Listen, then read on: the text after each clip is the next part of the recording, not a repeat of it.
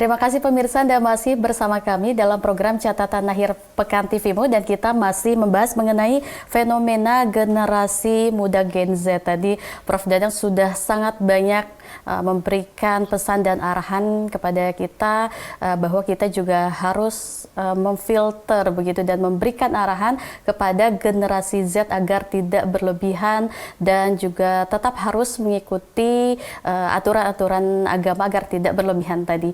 Nah, Prof, kembali lagi tadi generasi Z dari kader-kader Muhammadiyah, bagaimana strategi atau barangkali Prof bisa juga memberikan rekomendasi strategi yang harus dilakukan pembinaan kepada generasi muda atau Gen Z ini, Prof?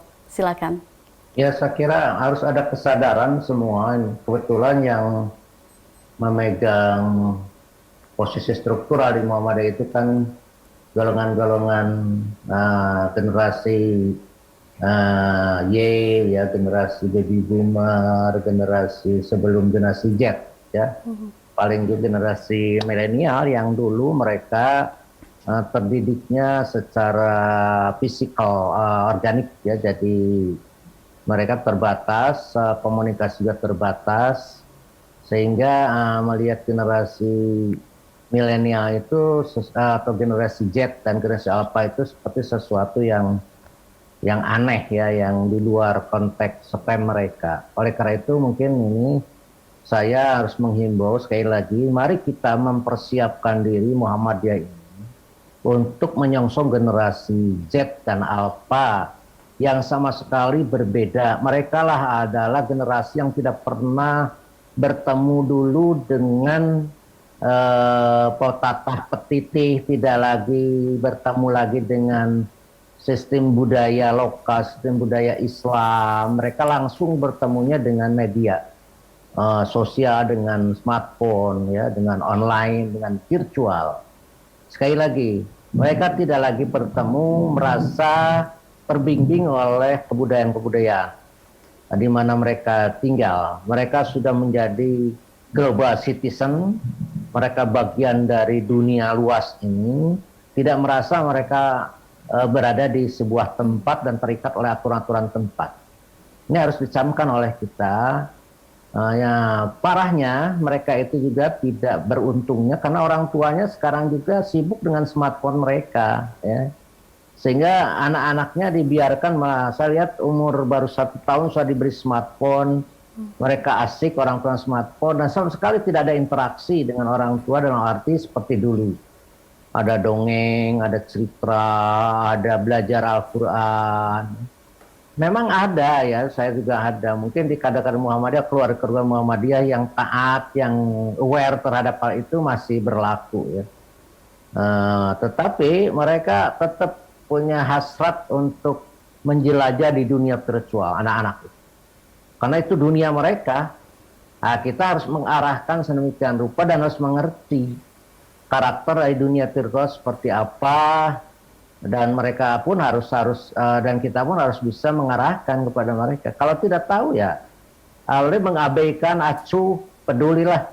Karena jemaah masih banyak, ternyata jemaah itu orang tua, ya. Bukan jemaah yang muda.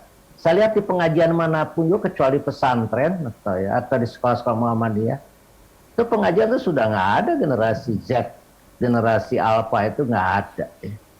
Sudah jarang. Yang ada itu orang-orang tua saja. Ini fenomenanya harus diwaspadai. Nah, menurut saya, ayo kita bersama-sama sekarang semua majelis, ya, sinergis membicarakan hal ini, membuat sebuah desain seperti apa. Jangan sampai kita ini merasa udah kita sudah punya sekolah, sudah punya rumah sakit, sudah punya perguruan tinggi, sudah punya ini. Ya, itu kan berubah nanti. Kata saya juga nanti sekolah itu akan lebih banyak pada sekolah online. Terus juga konsultasi ke rumah sakit, nanti ada telemedicine. Tidak lagi harus datang ke rumah sakit. Termasuk pembelian obat dan lain sebagainya nanti akan serba seperti itu, ke depan itu. Oleh karena itu kita persiapkan, ya, termasuk nanti pembinaan kaderisasi kita akan seperti apa. Saya yakin walaupun mereka ikut Dalur Arkom atau Baitul Arkom, hati mereka terpaut tetap di smartphone mereka. Kalau untuk generasi IPM baru ya, IPM SMP, SMA, walaupun kita indoktrinasi demikian rupa, tetap aja hati mereka terpaut pada smart. Waspadai kalau menurut saya gitu, jangan sampai kita terbengkalai dan menjadi seperti perusahaan taksi yang ditinggalkan oleh konsumen karena dia tidak mau merubah diri. Itu mungkin yang. Baik, Prof. Jadi memang dari kitanya sendiri juga harus bisa memilah, jangan sampai terlewat batas begitu ya, Prof ya. Dan pemirsa, itu tadi catatan akhir pekan TVMU dengan pembahasan fenomena generasi muda Gen Z yang tadi juga Prof sudah banyak memberikan pesan kepada kita agar tidak boleh berlebihan dan tetap memilah begitu meskipun dengan berbagai kemudahan pada era digitalisasi ini. Pemirsa, terima kasih telah menyaksikan catatan akhir pekan TVMU dan kami ucapkan juga kepada Prof Dadang yang telah memberikan pencerahan kepada kita semua. Semoga bermanfaat. Tetaplah bersama kami pemirsa di catatan akhir pekan TVMU di edisi berikutnya. Terima kasih. Wassalamualaikum warahmatullahi wabarakatuh.